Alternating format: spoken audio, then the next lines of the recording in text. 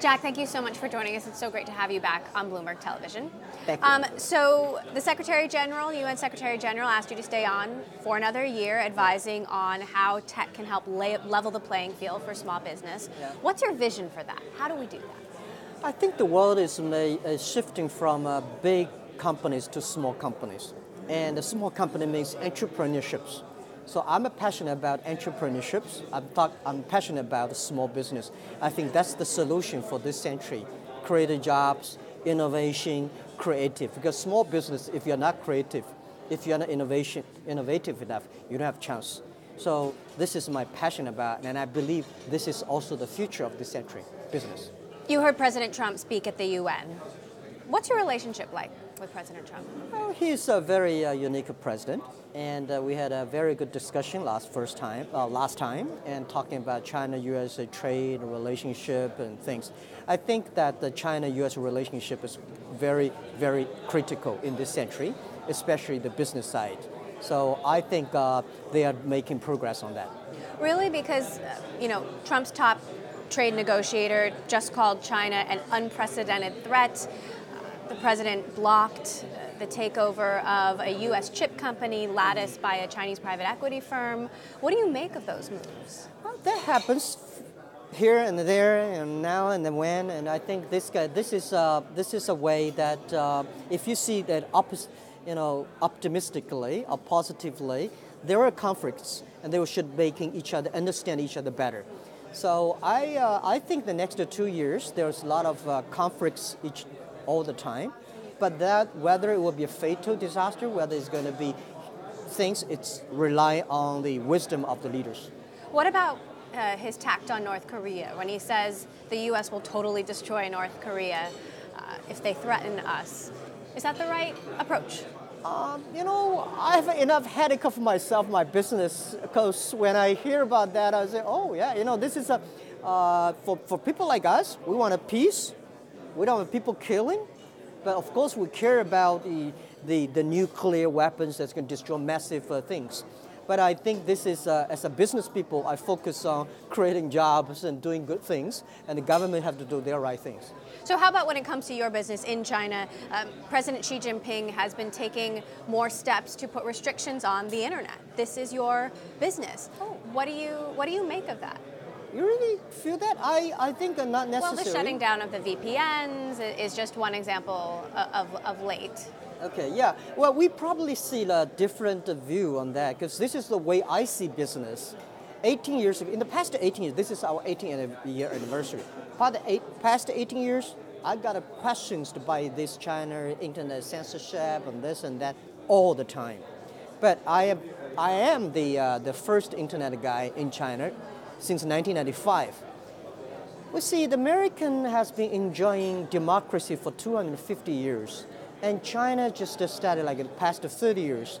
I would say past 30 years, China is learning a lot of things, is making progress. For these things, if there is a controlling here and there, it's like 3-5% issues. So what we should do is focusing on 90-95% of the positive things.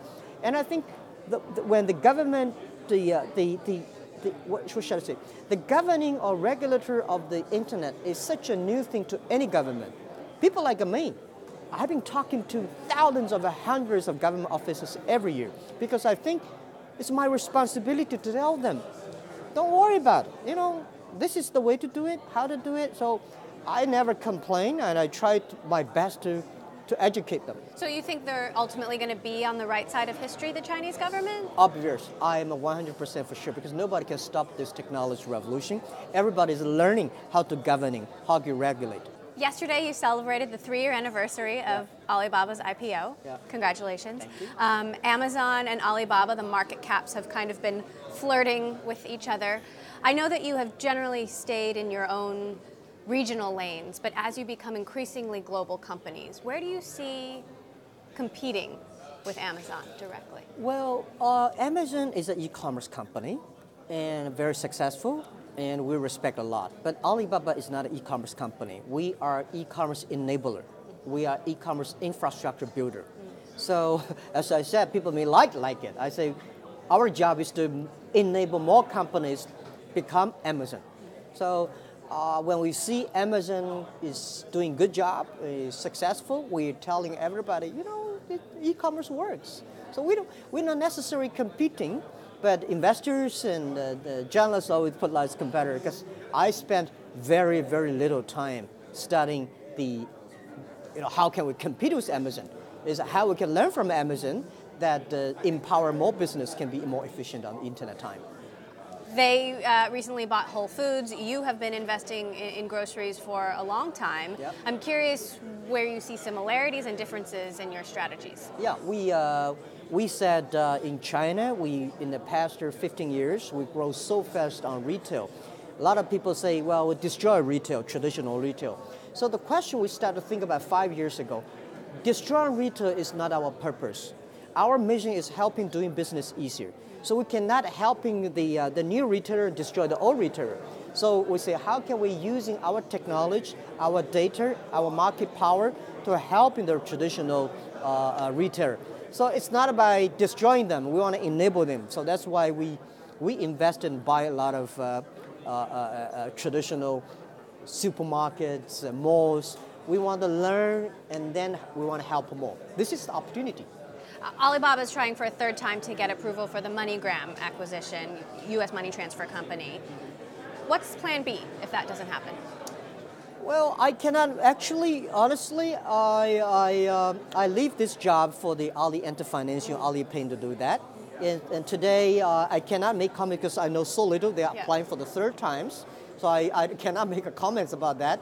I trust the world is going to be more open-minded, and the globalization should not stop it, and protectionism will stop. But today, for this period, it takes time for Chinese company and the American government or government to communicate, and some frictions will be helpful. You've said that Alibaba will create 1 million jobs in the U.S. by 2021. Tell us more. How many jobs so far? What kind of jobs? Well, we think in 5 years, we started to agree last year, so in 5 years, we'll create 1 million jobs. We want to enabling more small business in America, helping them to sell products to China, helping them sell products to Asia, which we are pretty good at that. And we think in China, we created 33 million jobs. So each business, if they're online, they can create at least 3 jobs. So we hope that we can help 1 million small business in America. They can list on the Alibaba site, and we help them to sell to Asia, to China. We had a successful Detroit conferences. We start testing, and I think we'll probably gear up next year. Last question. You've said Alibaba has a 3, 5, and 10-year plan. What are those plans now? We are working on that, and we have not only 3, 5, 10. 3 years is the plan, and 5 years is the direction, is the strategy direction, and 10 years the vision, 20 years. So we always have to think about the future, because since 1999 when I started the business, I said doing business on the internet, e-commerce, is like a 10,000 meters marathon running.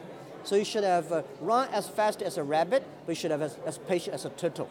You have to be very, very patient. You have to think big, think the future, and then you can be happy. Otherwise, you have so many problems. Until 2101, 102 years is your plan, right? Yeah. 2101. Why 2101?